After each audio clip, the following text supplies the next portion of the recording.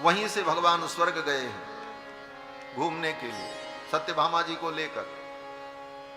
वो भौमासुर दैत्य देव माता अदिति के कुंडल को छीन करके ले आया था।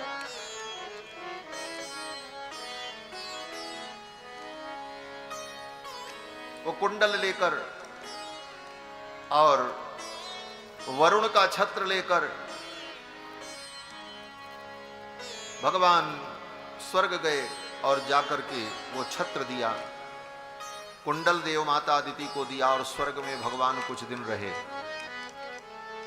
इंद्र ने कहा आप आए हैं तो थोड़ी दिन रहिए यहां, स्वर्ग का भी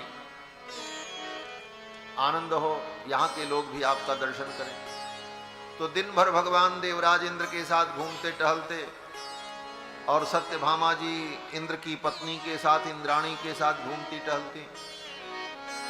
लेकिन इंद्राणी को बड़ा गर्व था मैं स्वर्ग की साम्राज्ञी हूं, तो सत्यभामा भी कम नहीं, सत्यभामा को भी गर्व था, अखिल कोटि ब्रह्मांड नायक सर्वेश्वर की मैं पत्नी हूं, कोई ऐसी वैसी। और माताओं में इन बातों का गर्व तो होता ही होता है, स्वाभाविक होता है। अब इंद्राणी इस प्रयास में लगी रही कि मैं सत्यभामा जी को कोई ऐसी चीज दिखाऊं जो इनके पास न हो, हमारे स्वर्ग में हो, तब मेरी नाक ऊंची हो, मेरा सिर ऊंचा हो। साथ में जब जाती थी तो इंद्राणी सत्यभामा जी से कहती थी देखो ये स्वर्ग का वैभव है, तो सत्यभामा जी मुस्कुराते हुए कह देती थी हमारे द्वारिका में बहुत है, ये सब चीजें हमारे द्वारिका में भी हैं। इंद्राणी को बड़ा अटपट लगता और यही करते करते इंद्राणी सत्यभामा जी को लेकर के नंदन कानन में पहुंची। नंदन कानन स्वर्ग का उपवन जिसमें पारिजात के वृक्ष लगे थे। पारिजात के वृक्ष को दिखा करके इंद्राणी ने कहा ये पारिजात के वृक्ष हैं, ये स्वर्ग में होते हैं। सत्यभामा जी ने देखा तो बात सही थी, पारिजात का वृक्ष तो स्वर्ग में ही होता है। सत्यभामा जी ने कहा ये पारिजात वृक्ष तो मेरे यहां नहीं है। तब इंद्राणी का सिर थोड़ा ऊंचा हुआ गर्व से। इंद्राणी ने कहा अरे ये सब चीजें स्वर्ग में होती हैं, मृत्युलोक के प्राणियों को दुर्लभ है। बड़े स्टाइल से कहा होगा, जैसा लिखा है यहां पर, अहंकार से भरे हुए वाणी में और व्यवहार में इंद्राणी ने कहा ये सब वस्तुएं मृत्युलोक के प्राणियों को तो दुर्लभ हैं, ये तो स्वर्ग का वैभव है। अब ये बात सत्यभामा जी को लग गई। सत्यभामा जी वहां से जब भगवान के पास आई, भैया भगोना मत पटको, बस 15 मिनट में हम कथा विराम कर देंगे। बोलो श्री सीता रामचंद्र भगवान की जय। तो अब इतने ही से आप लोग सोच दो कि मजबूरी में मुझे बोलना पड़ता है और YouTube के माध्यम से लाखों लोग इसको सुन रहे होंगे, अंदाजा लग जाएगा कि कितनी शिष्टता होनी चाहिए। अभी 2 बार पहले भी कहा था, श्री सीता रामचंद्र भगवान की जय।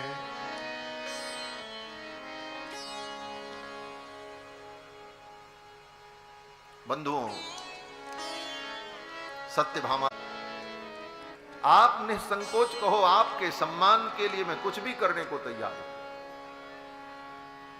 सत्यभामा जी ने कहा मेरा सम्मान तभी बचेगा जब ये पारिजात वृक्ष मेरे महल के प्रांगण में हो, ये लगना चाहिए, धरती पर चलेगा। क्या ये संभव है? भगवान ने कहा क्या संभव है, और वास्तव में भगवान के लिए क्या संभव है? भगवान तो सब करने में समर्थ। भगवान ने कहा चलेगा, आपकी इच्छा पूर्ण होगी। भगवान ने वो वृक्ष मांगा, देवराज इंद्र देने को तैयार हो गए। और जब वो वृक्ष देने को तैयार हो गए तो उनके घर में लड़ाई शुरू हो गई।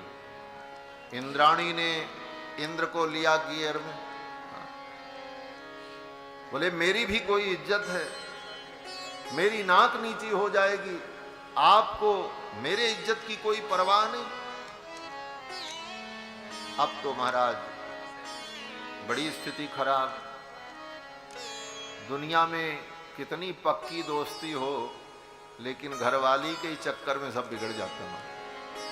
वो कहती है नहीं नहीं, हमारी नाक ऊंची रहनी चाहिए। इंद्राणी ने कहा, इधर सत्यभामा जी ने कहा हमारी बात ऊंची होनी चाहिए। देवराज इंद्र और भगवान में बड़ा स्नेह और प्रेम, लेकिन अब क्या करें, घर में भी आग लगा करके तो रहा नहीं जा सकता, घर तो पर हम संभालना ही पड़ेगा। देवराज इंद्र ने कहा अगर ऐसी बात है तो ठीक है, हम प्रयास करते हैं। वो तो सर्वेश्वर हैं, उनको कोई रोक नहीं सकता, लेकिन फिर भी आपकी इच्छा के लिए मैं प्रयास करता हूं। देवराज इंद्र ने कहा यह वृक्ष नहीं जाएगा। युद्ध हो गया, युद्ध हो गया भगवान से, और उस युद्ध में भगवान ने सारी देव सेना को पराजित किया और तब पारिजात वृक्ष लेकर के आए। यहां पर श्री सुखदेव जी ने देवराज इंद्र के लिए एक श्लोक कहा, ये हमारे आपके लिए उपदेश के लिए। सुखदेव जी कहते हैं, राजन, जिन भगवान के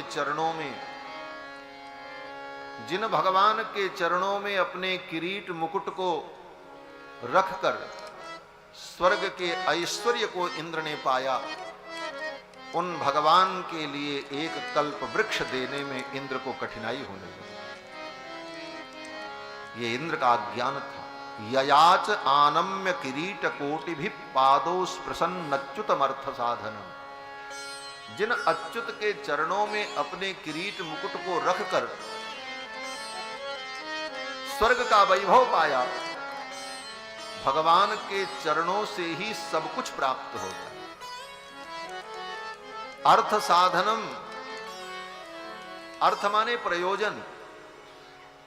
जो हमारा प्रयोजन है, जो हमको चाहिए, उसका साधन क्या है? बोले भगवान के पादारविंद। पादौ स्पृशन्न अच्युतमर्थ साधनम। भक्तों के समस्त मनोरथ को सिद्ध करने वाले साधन क्या हैं? बोले भगवान के चरणारविंद। सिद्धार्थ एतेन विगह्यते महान अहो सुराणाम च तमोधिगाढ़्यताम। सुखदेव जी कहते हैं, धिक्कार है देवताओं के इस तमोगुण को, अज्ञान को। इंद्र इतना नहीं सोच पाए। जिन भगवान के चरणों की कृपा से स्वर्ग मिला, क्यों? बोले इसी स्वर्ग के लिए भगवान ने वामन अवतार धारण किया। राजा बलि ने जब छीन लिया था देवताओं से स्वर्ग, बलि भी भगवान के भक्त थे, ऐसा नहीं था, लेकिन देवताओं की भीख मांगने पर, देवताओं के याचना करने पर भगवान को दया आ गई। भगवान ने कहा ये तो कितने भी इनको मिल जाए तो भिखारी ही रहेंगे, लेकिन चलो ठीक है, इनको हम मांग करके दे देते हैं। अरे भाई, वो राजा बलि भी आपका भक्त है। भगवान ने विचार किया, मेरे भक्तों के जीवन में संतोष होता है, मेरे भक्त संतोषी होते हैं। मेरे भक्त मुझे पा जाएं तो फिर उन्हें वैभव में कोई रुचि नहीं रहती है। मेरे भक्तों के लिए तो मैं ही सबसे बड़ा धन हूं। अपने भक्तों के स्वभाव को, ऐश्वर्य को भगवान जानते हैं, इसलिए भगवान ने देवराज इंद्र से कहा, ये उसी प्रकार आप समझो जैसे दो भाई हों। एक भाई बड़ा शालीन और गंभीर हो, और एक भाई किसी चीज के लिए अड़ जाए, बोले नहीं मैं ही लूंगा, तो पिता उस शालीन को समझा करके वो वस्तु उस भाई को दिला देता है, लेकिन पिता के हृदय में उस शालीन पुत्र के प्रति विशेष भाव हो जाता है।